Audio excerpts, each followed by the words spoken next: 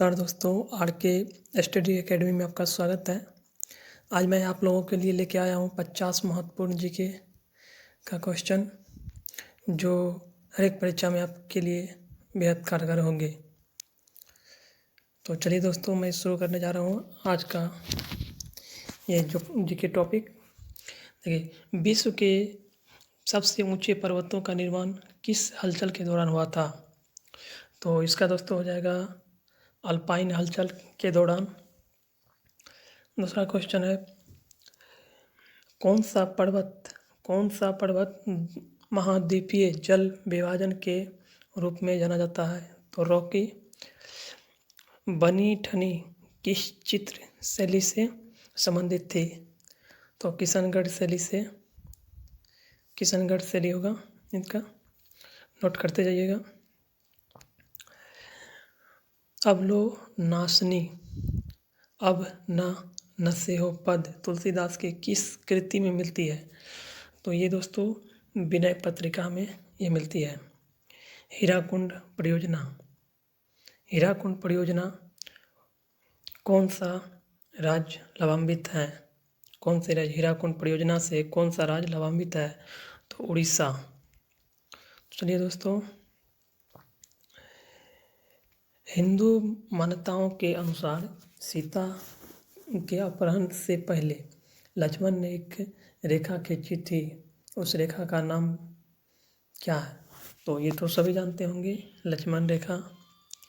फिर हिंदुस्तान तलवार जो होता है के जोड़ पर जीता गया था, हिंदुस्तान तलवार के जोड़ पर जीता गया था। तो यह कथन किसका है?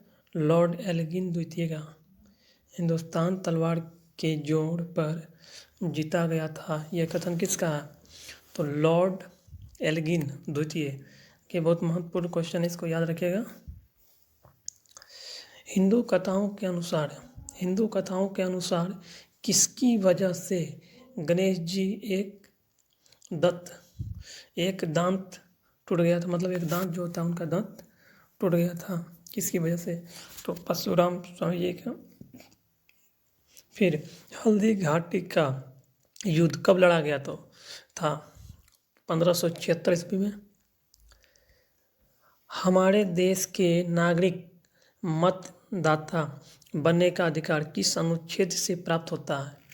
तो ये 326 अनुच्छेद में मिलती है, इसमें इससे प्राप्त है हमको। फिर हड़प्पा के मिट्टी के बर्तनों पर सामान्यतः किस रंग का उपयोग होता था? हड़प्पा में जो मिट्टी का बर्तन जो होता है उनमें सामान्यतः किस रंग का उपयोग किया जाता था? तो इसका हो जाएगा आपका लाल रंग का। फिर देखिए, स्वतंत्रता आंदोलन में सरदार पटेल का सबसे पहला और बड़ा योगदान किस में हुआ? तो खेरा संघर्ष में स्त्रियों में डिंब का निर्माण कहाँ होता है? तो अंडाशय में। सांझी पूजन किसके द्वारा किया जाता है? सांझी पूजन किसके द्वारा किया जाता है? कुमारी कन्याओं के द्वारा। सांझी पूजन कुमारी कन्याओं के द्वारा किया जाता है। सेलेक्ट या हाईलाइट करने के लिए अक्सर डैश का प्रयोग किया जाता है। तो कंप्यूटर का ये प्रश्न है, माउस का प्रयोग किया जाता है। कोई चीज़ सेलेक्ट कीजिएगा तो या हाईलाइट करने के लिए उसमें माउस का प्रयोग किया जाता है। फिर उसके बाद हो जाएगा आपका सूर्य के किरणों द्वारा चिकित्सा विज्ञान की शाखा के अंतर्गत आती है। सूर्य के किरण द्वारा चिकित्सा विज्ञान किस शाखा के अंतर्गत आती है? तो हेलियोथेरेपी। ये एक मतलब है डॉक्टरी कोर्स है जो हेलियोथेरेपी, जिसमें सूर्य के किरण द्वारा उसमें इलाज किया जाता है। हेलियोथेरेपी महत्वपूर्ण क्वेश्चन, इसे भी याद रखिएगा, नोट आउट कर लीजिए। सुभाष चंद्र बोस का उपनाम क्या था? सुभाष चंद्र बोस का उपनाम नेताजी था। सुभाष चंद्र बोस का उपनाम नेताजी था। सीसा आयस्क मुख्यतः किस खनिज से प्राप्त होता है? तो गैलेना से। सीसा आयस्क गैलेना से प्राप्त होता है। सिख सिख धर्म का धर्म ग्रंथ क्या है? सिख धर्म का धर्म ग्रंथ क्या है? तो गुरु ग्रंथ साहिब। गुरु ग्रंथ साहिब। सार्क कब स्थापित किया गया था? तो सार्क जो है ये 1985 में इसका स्थापना हुआ था। सार्क का स्थापना 1985 ईस्वी में हुआ था।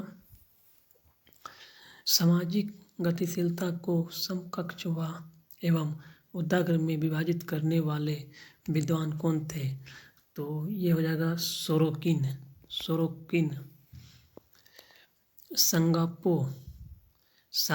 संगपो नदी किस राज्य से होकर भारत में प्रवेश करती है? तो अरुणाचल प्रदेश से होकर के ये भारत में प्रवेश करती है। सर्वाधिक महिला साक्षरता दर वाला राज्य कौन सा है?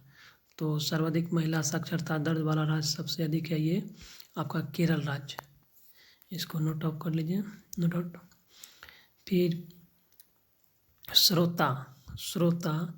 श्रोता किस श्रेणी का उत्तलक है? तो द्वितीय श्रेणी का उत्तलक है। श्रोता द्वितीय श्रेणी का उत्तलक है। समुद्र में बिछाई जाने वाली बारूदी सुरंगें क्या कहलाती है? समुद्र में बिछाई जाने वाली बारूदी सुरंगें क्या कहलाती है? तो उसको मैग्नेटिक माइंस कहा जाता है। मैग्नेटिक्स माइन कहा जाता है। समस्त रेडियोएक्टिव पदार्थ क्षय होने के पश्चात किस में अंतिम रूप से बदले जाते हैं? तो शीशा में। अंतिम रूप से शीशा में बदले जाते हैं। सबसे बड़ा एंजियोस्पर्म पौधा कौन सा है? एंजियोस्पर्म पौधा कौन सा है? तो ओकेलिप्टस जो है एंजियोस्पर्म पौधा कहलाता है। सबसे बड़ा होता है ये इसमें अगर इस तरह का क्वेश्चन पूछ सकता है, पानी सहन करने वाला यही यूकेलिप्टस पौधा होता है जो पानी में भी बहुत दिन रह सकता है। सफ़ेद रण किस राज्य में स्थित है? तो गुजरात में। आईने ए अकबरी की रचना किसने की थी? अबुल फजल ने। अखिल भारतीय अस्पृश्यता संघ किसने की थी? की स्थापना किसने की थी? तो महात्मा गांधी ने की थी। प्रत्येक वस्तु प्रतीक्षा कर सकती है परंतु कृषि नहीं, यह किसकी उक्ति है? जवाहरलाल नेहरू ने ये स्पीच दिए थे। प्रत्येक वस्तु प्रतीक्षा कर सकती है परंतु कृषि नहीं, यह इन्हीं का है। जवाहरलाल नेहरू मतलब स्पीच दिए थे। सत्यनारायण व्रत में किस भगवान को सत्यनारायण के रूप में जाना जाता है? तो विष्णु भगवान को। ये तो हिंदू धर्म से रिलेटिव है कथा। भारत के दौरे पर आने वाले पहला अमेरिका राष्ट्रपति कौन था? भारत में जो पहली बार राष्ट्रपति थे अमेरिका के वो आए थे तो डी हाइजनहावर। याद रखिएगा ये। वेग कैसी राशि है? तो ये सदिश राशि है। कौन सा विषय अर्थशास्त्र में वर्णित है? तो राजनीतिक। कौन सा विषय अर्थशास्त्र में वर्णित है? राजनीतिक। बिहू किस राज्य का मुख्य पर्व है? बिहू किस राज्य का मुख्य पर्व है? तो असम का। गिरा अनयन नयन बिनु बानी किस कवि की उक्ति है? तो तुलसीदास की। हुमायूं प्रथम बार कब दिल्ली की गद्दी पर बैठा था? तो 30 दिसंबर 1530 ईस्वी को। 29 दिसंबर 1530 ईस्वी को।